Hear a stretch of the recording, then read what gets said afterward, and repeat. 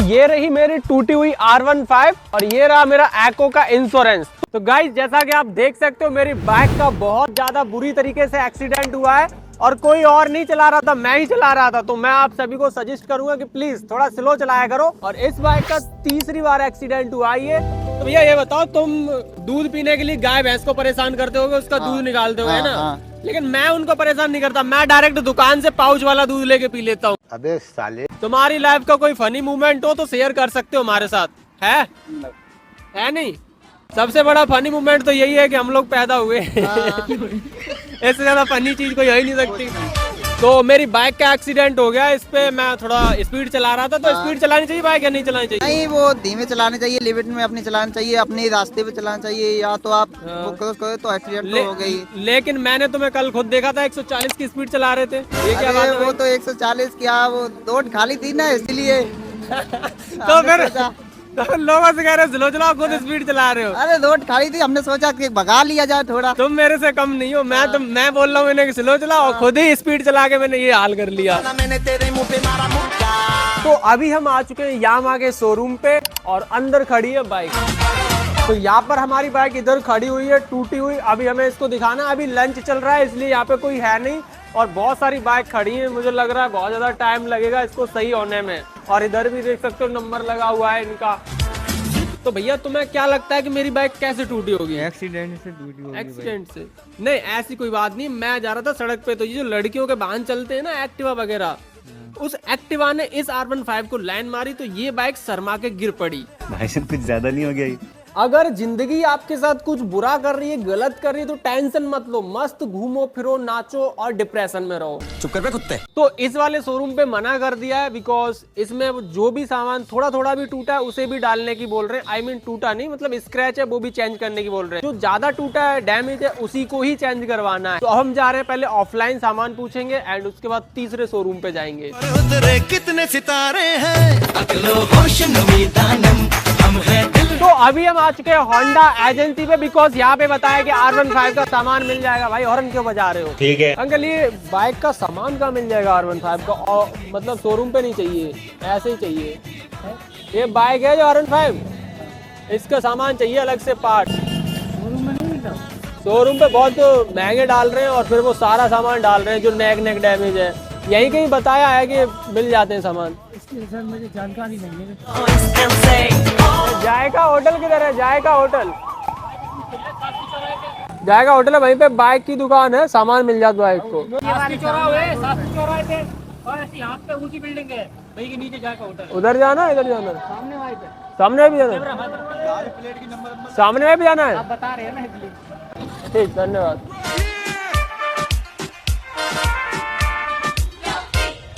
तो इटावा में तो सामान नहीं मिला है। अब हम जा रहे हैं यहाँ से 40-50 किलोमीटर दूर सिरसागंज। तो गाइस अभी मैं डोसा खा रहा हूँ बिकॉज भूख लग रही थी बहुत ज्यादा तेज। मैं डोसा वोसा नहीं खाता हूँ। बंदर क्या जाने अदरक का स्वाद। कौन मैं? नहीं, मैं अपनी बात कर रहा हूँ। तो अभी हम जा रहे थे सिरसागंज बट अनफॉर्चुनेटली हमारा प्लान कैंसिल हो चुका है।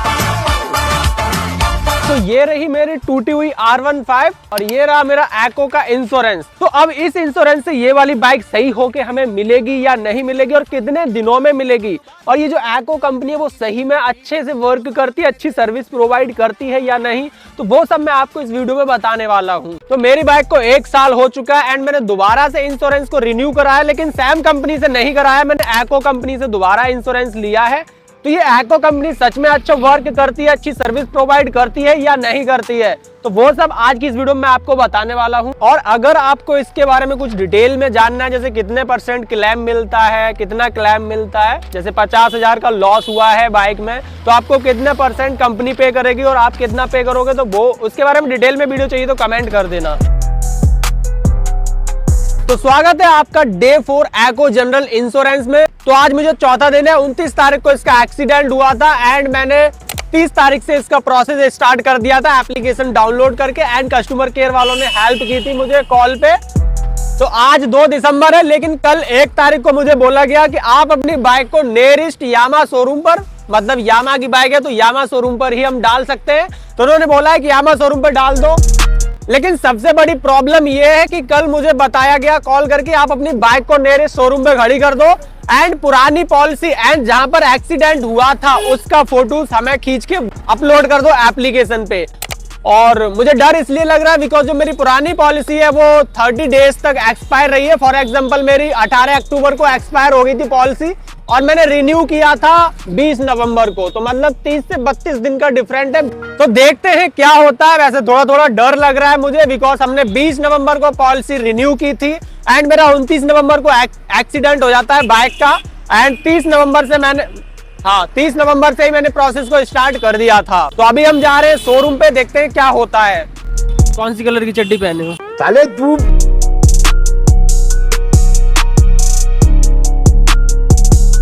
तो अभी हम आ चुके हैं यामा शोरूम फिरोजाबाद।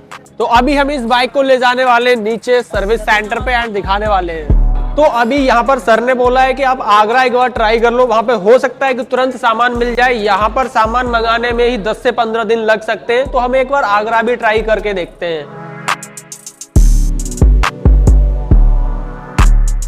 तो हमने आगरा विहायनी मोटर्स पे अपनी बाइक को खड़ा कर दिया एंड यहीं से ही हमारी बाइक इंश्योरेंस में क्लेम हो जाएगी, मतलब सही होके हमें मिल जाएगी। हमारी बाइक जो है वो ये वाले भैया सही करवा के देंगे। थैंक यू भैया, आप हमारी बाइक सही करवा के दे रहे हो। हमारा एक काम कर दो, जूस पिला दो मौसमी का। तो अभी 6:30 हो चुके हैं और मैं निकला था 10 बजे घर से, सॉरी 10, 11, 12 बजे के समथिंग निकला था। पूरा दिन घूमते घूमते हो जा रहा है। तो आज है थर्सडे 12 दिसंबर और आज मेरी बाइक को हो चुके हैं समथिंग 13 से 14 दिन, लेकिन अभी तक मेरे पास बाइक सही होके नहीं आई है, अभी तक गैरेज में पड़ी हुई है। लेकिन 11 दिसंबर को हमारे जो पार्ट्स हैं बाइक के वो ऑर्डर कर दिए गए थे और उनको भी आने में 1 वीक मिनिमम लगता है, हो सकता है 10 दिन भी लग जाए, 15 दिन भी लग जाए। ये जो एको इंश्योरेंस है इसकी डार्क साइड इतनी ज्यादा है कि अगर मैंने आपको बता दिया कि एको इंश्योरेंस की वीकनेस मतलब खराब चीज क्या है, तो आप एको का इंश्योरेंस फॉर एग्जांपल 1000 लोग इस वीडियो को देख रहे हैं तो 1 लोग भी नहीं खरीदेगा। देखो होता क्या है, फॉर एग्जांपल आप अगर नई बाइक लेते हो कोई सी भी, तो आपको 0 डेप्थ वाला इंश्योरेंस मिल जाएगा। मतलब अगर आपकी नई बाइक है और आपकी बाइक का एक्सीडेंट होता है और आपका एको का इंश्योरेंस है तो आपको क्लेम मिलेगा। फॉर एग्जांपल 50,000 का बिल बन रहा है तो बस नट वोल्ट के पैसे लगेंगे और फाइल चार्ज के पैसे लगेंगे, बाद बाकी का इंश्योरेंस पे कर देगा। लेकिन अगर आपकी बाइक का 2nd ईयर चल रहा है, दूसरे साल चल रहा है और एको का इंश्योरेंस रिन्यू कराया है, जैसे अभी मैंने एको का इंश्योरेंस लिया दूसरी साल, तो अभी मेरी बाइक का एक्सीडेंट भी हो गया, तो अब क्या हो रहा है, मुझे एको सिर्फ 50% पैसा पे कर रहा है, बाद बाकी का 50% मुझे पे करना पड़ेगा। फॉर एग्जांपल 50,000 का बिल बन रहा है मेरी बाइक में, तो 25,000 मैं पे करूंगा, 25,000 एको इंश्योरेंस पे करेगा। तो इस वजह से मेरा बहुत ज्यादा दिमाग खराब हो गया। लेकिन जब मैंने इंश्योरेंस बाय किया था, खरीदा था, तब उस पर कहीं भी नहीं मेंशन था कि 50% एको इंश्योरेंस पे करेगा, 50% कस्टमर पे करेगा। तो ये चीज बाद में पता पड़ती है, लेकिन मैं आपको पहले बता रहा हूँ, आपको अच्छा लगे तो ही खरीदना, नहीं तो बिल्कुल मत खरीदना। और एक सबसे इंपॉर्टेंट बात, अगर आपका एको का इंश्योरेंस है और आपकी बाइक मेरी तरह प्लास्टिक की है जिसमें ज्यादा ही प्लास्टिक है, तो प्लास्टिक में 50% पे करता है एको इंश्योरेंस। और फॉर एग्जांपल आपकी स्प्लेंडर प्लस है, खूब लोहा भरा हुआ है आपकी बाइक में, तो एको इंश्योरेंस 2nd ईयर भी आपको 90% पे करेगा। जैसे 10,000 का बिल बन रहा है तो 9,000 या 8,000 एको इंश्योरेंस पे कर देगा। जो फाइबर की गाड़ियां होती हैं, प्लास्टिक होती है, रबर ज्यादा होती है, इन पे एको इंश्योरेंस सिर्फ 50% पे करता है। और एको इंश्योरेंस लेने से पहले अगर आप कस्टमर केयर को कॉल करते हो फिर लेने के बाद करते हो, तो वो ये बोलेंगे कि हमारा जो इंश्योरेंस है वो कैशलेस है, हम कैशलेस सर्विस प्रोवाइड करते हैं। और समटाइम मना भी कर देते कि नहीं, हम कैशलेस सर्विस प्रोवाइड नहीं करते। कैशलेस का मतलब क्या होता है वो भी मैं आपको बता दूंगा। तो कैशलेस के फायदे ही होते हैं, फॉर एग्जांपल आपकी बाइक का एक्सीडेंट हो जाता है तो आपको 1 भी रुपया पे नहीं करना है, आप बाइक उठा सकते हो, इंश्योरेंस खुद ही पे करेगा। लेकिन अगर आप किसी और कंपनी का, जैसे मान लो एको कंपनी कैशलेस सर्विस प्रोवाइड नहीं कर रही है या फिर कोई भी कंपनी सर्विस प्रोवाइड नहीं कर रही है कैशलेस, तो पहले आपको पैसा भरना पड़ेगा, आप बाइक उठा लोगे एंड उसके बाद आपके बैंक अकाउंट में पैसा आएगा। तो देखो मैं आपको बता दूं, एको इंश्योरेंस कैशलेस सर्विस प्रोवाइड नहीं करता, लेकिन अगर आपको अपनी एसएससी वहीं करानी है तो आप करा सकते हो, इसके लिए मैं मना नहीं कर रहा हूँ। बाद बाकी के मुझे इंश्योरेंस सजेस्ट किए गए थे और ये जो इंश्योरेंस है एको का वो मुझे बहुत ज्यादा महंगा पड़ा है। बाद बाकी के जो बजाज के, चोला के एंड जो भी अदर कंपनियां, मैं किसी के लिए बिका हुआ नहीं हूँ। मैंने ट्राई किया था बजाज का तो वहाँ पे 3300 रुपए का हो रहा था, लेकिन जब मैंने एको का बाय किया तो ये मुझे 4300 रुपए का पड़ा है, क्योंकि मैंने इसका जो प्राइस होता है ना बाइक का, जैसे बाइक खो जाए तो कितना पे करेगा इंश्योरेंस, तो वो बढ़ा के रखा था इसलिए भी। तो आप अपने हिसाब से अच्छा इंश्योरेंस चूज करें, शोरूम पे जाके पूछ सकते हो कौन सा इंश्योरेंस हमारे लिए बेस्ट रहेगा। तो इस वीडियो में इतना ही रखता हूँ, अभी 10 दिन और लग सकते हैं बाइक आने में, तो बाइक उठा के एंड उसकी वीडियो बना के मैं लिंक डिस्क्रिप्शन में दे दूंगा, आप लिंक पे क्लिक करके डिस्क्रिप्शन में वो भी वीडियो देख सकते हो। एंड अगर आपको लोन लेना है तो मैं top 5 real loan application and best come interest वाले लोन एप्लीकेशनों का लिंक डिस्क्रिप्शन में दे दूंगा, आप वहां से लोन के लिए भी अप्लाई कर सकते हो।